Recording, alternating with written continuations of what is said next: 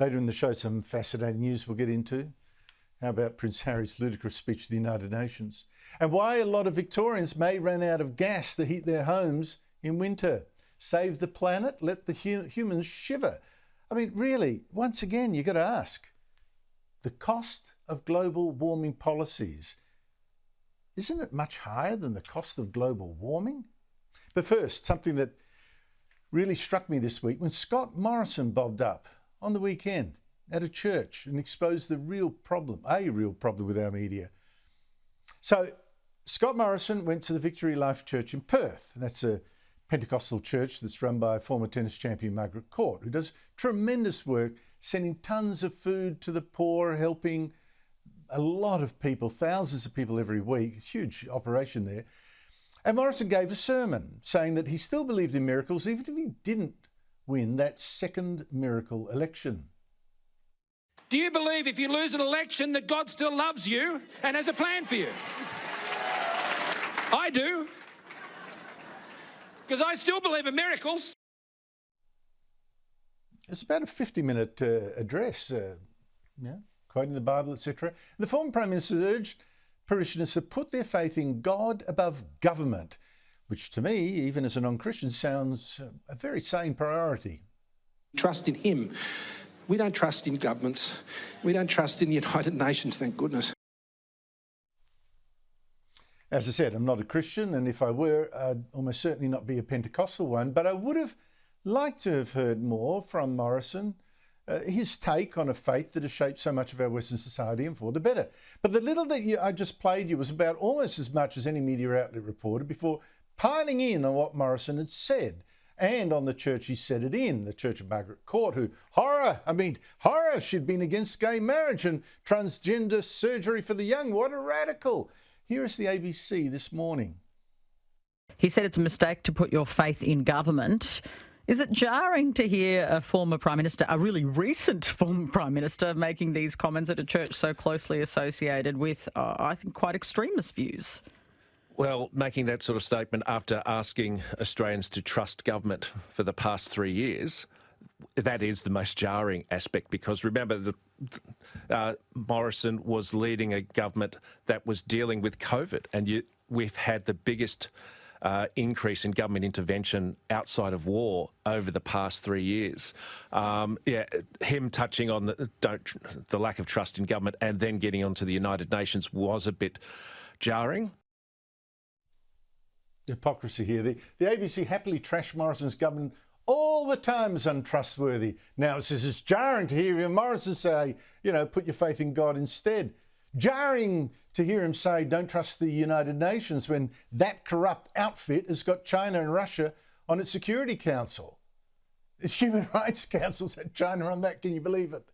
Channel 10's Peter Van Onselen also complained that this is a sort of religious rhetoric by an only recently defeated PM at a church service of Margaret Court, of all people. It reeks of millenarianism and anti-institutional sentiment. Heaven forbid. And Channel 7 was snide about both the church and Morrison. The Morrison government was good for Margaret Court's church. When they were in power, it gave them more than $500,000 to help build that Tower of Prayer. It also gave them about $500,000 in JobKeeper payments. And while he spread the word inside church, he hardly said a word when outside it. Channel 9 had a whack as well. The Prime Minister left the church through the back door to dodge media and to avoid questions about his party's election failure in WA, where the Liberals lost 5 seats in May. Guys, he gave a religious sermon. He's not there for politics anymore. He's no longer Prime Minister. Why should he answer your damn questions? Joining me is the country's top foreign affairs writer, Greg Sheridan of The Australian, who's also written books on Christianity, including Christianity, the Urgent Case for Jesus in Our World, which I highly recommend. Greg Sheridan, thank you so much for your time. The coverage of Morrison's visit to what the media agreed was apparently a controversial church to give a sermon to mark Margaret Court's 80th birthday. How did it all strike you? Well, Andrew, I think what you've just played is utterly grotesque. It's beyond parody. It's left It's left the notions of rationality. So let's have this thought experiment. Imagine Morrison had gone to, you know, some very sort of progressive church and said, I want you to put all your faith in the Intergovernmental Panel on Climate Change. It's telling us the truth. Our planet is in peril. Everyone on the ABC would be saying, oh, isn't it fantastic? I mean, at last he's telling the truth. Isn't he fabulous? You know, but he goes to, I mean, he's not Prime Minister. He didn't inject one speck of Christo-fascism into the last election. No one was jailed for failing to support Pentecostal dogma. As a profoundly believing Christian whose faith has been central to his life all his life, he goes to a church similar to his own denomination. And of course, you know, there are different levels of trust. The gospel itself says, put not thy trust in kings and princes.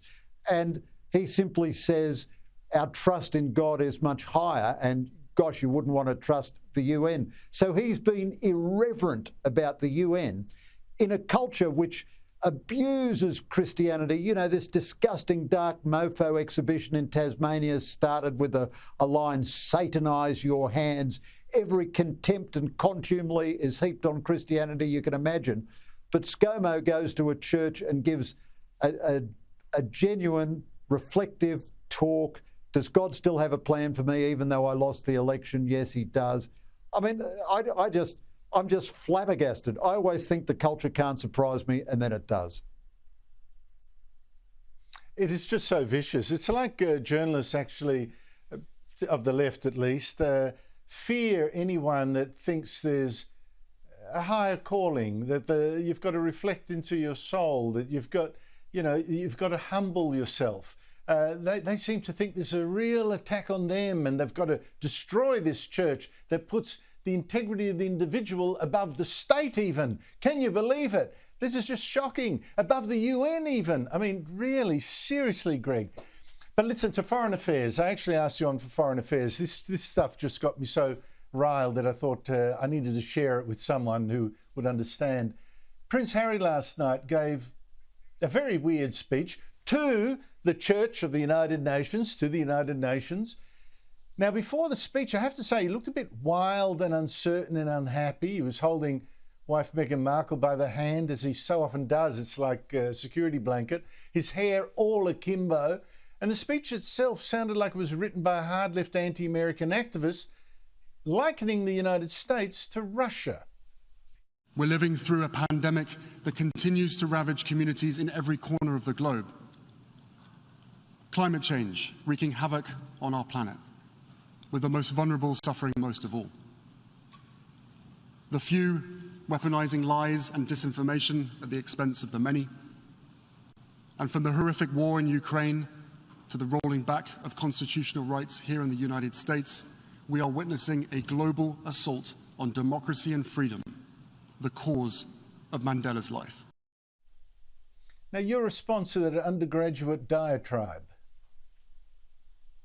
Well, it's very bizarre. I mean, Harry has transmogrified just into pure Platonic ideal of celebrity with all the contradictions, no normative content, and the United Nations shows what a pathetic institution it is, that it's just interested in glitz and glitter. So one part of the speech, he says, there's no longer a question of what's right to do. It's only whether you're going to do it. In other words, don't you dare have a democratic debate about what I'm telling you. These people are infinitely more intolerant of heresy than any Christian church ever was. There's another part where he laments the erosion of civil rights in America and talks about the Roe versus Wade decision to return abortion law back to all the states to make it a completely democratic matter for each American state. Now, his grandmother is the head of the Church of England. The Church of England is opposed to the taking of unborn life. Now, it's not as opposed as the Catholic or the Orthodox churches are, but generally speaking, it's not in favour of abortion on demand, certainly not up until birth. So he is just, and yet in another part of his identity, he's saying how devoted he is to his grandmother. Celebrity means never having to make a hard choice. And of course, the final thought is, if he's so devoted to all this stuff, why has he flown around the world in private jets, left, right and centre, creating more emissions than, you know, a small African nation put together, living in a 14-bedroom mansion in California, where none of the rooms, as far as I know, house, you know, climate change refugees or anything. I mean, it's a cheap shot to laugh at his hypocrisy, but where does he come off with this moral charge? I mean, he talks about his own life of service. He's had a life of fabulous luxury, tremendous self-indulgence, and a kind of crazy narcissism, which is where celebrity always ends up. Greg, it is so weird, but I have to say he must have been a little disappointed. I'm sure he imagined the United Nations Hall would look very full of people eager to hear what this troubled man thought about the world. But in fact, he talked to a hall that looked extremely empty when he spoke. And you've got to ask, why? Who was it that thought that this man had something to tell the world and they should invite him? That's the hall, probably, that's sad as it was. Look at all the empty seats. Who thought that he would be the man that had to speak to the United Nations about the future of the world? That's really weird. Greg Sheridan, thank you so much for your time.